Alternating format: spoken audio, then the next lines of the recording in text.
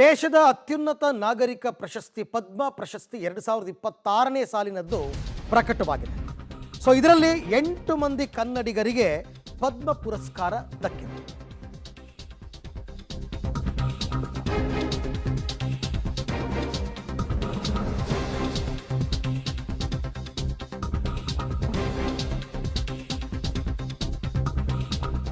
ಎರಡು 2026ನೇ ಸಾಲಿನ ಪದ್ಮ ಪುರಸ್ಕೃತರ ಪಟ್ಟಿ ಪ್ರಕಟವಾಗಿದೆ. ಅದರಲ್ಲಿ 8 ಮಂದಿ ಕನ್ನಡಿಗರಿಗೆ ಪದ್ಮ ಪುರಸ್ಕಾರ ಒಲಿದು ಬಂದಿದೆ.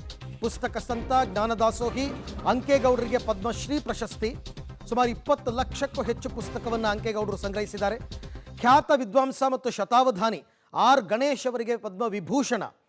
ವಿಜ್ಞಾನ ಕ್ಷೇತ್ರದಲ್ಲಿ ಶುಭಾ ವೆಂಕಟೇಶ್ ಅಯ್ಯಂಗಾರಿಗೆ ಪದ್ಮಶ್ರೀ. ವೈದ್ಯಕೀಯ ಕ್ಷೇತ್ರದಲ್ಲಿ ಡಾಕ್ಟರ್ ಸುರೇಶ್ ಹನಗವಾಡಿಗೆ ಪದ್ಮಶ್ರೀ ಗೌರವ ಸಿಕ್ಕಿದೆ.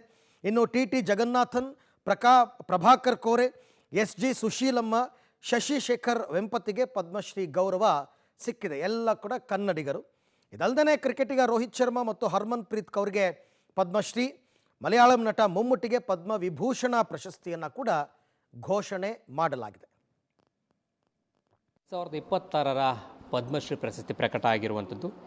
ಪದ್ಮಶ್ರೀ ಗೌರವಕ್ಕೆ ಕರ್ನಾಟಕದ 3 ಭಾಜನರಾಗಿದ್ದಾರೆ. ಅದರಲ್ಲಿ ವೈದ್ಯಕೀಯ ಕ್ಷೇತ್ರದಲ್ಲಿ ಸಾಧನೆ ಮಾಡಿದಂಥ ಡಾಕ್ಟರ್ ಸುರೇಶ್ ಅನಗವಾಡಿ ಅವ್ರಿಗೂ ಕೂಡ ಪದ್ಮಶ್ರೀ ಪ್ರಶಸ್ತಿ ಲಭಿಸಿರುವಂಥದ್ದು. ಸ್ವತಃ ಅವರೇ ನಮ್ಮ ಜೊತೆ ಇದ್ದಾರೆ, ಅವ್ರನ್ನ ಮಾತಾಡ್ತೀನಿ.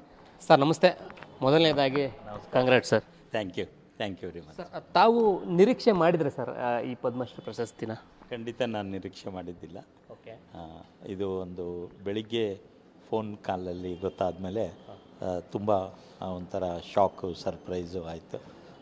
ನಂತರ ಖುಷಿನೂ ಆಯಿತು. ಈ ಥರ ರೇರ್ ಡಿಸಾರ್ಡರು ನಮ್ಮನ್ನೆಲ್ಲ, ನಮ್ಮ ಶ್ರಮನೆಲ್ಲ ಗುರುತಿಸಿದ ಒಂದು ಸಾರ್ಥಕತೆ ಭಾವ ಅನುಭವಕ್ಕೆ ಬಂತು.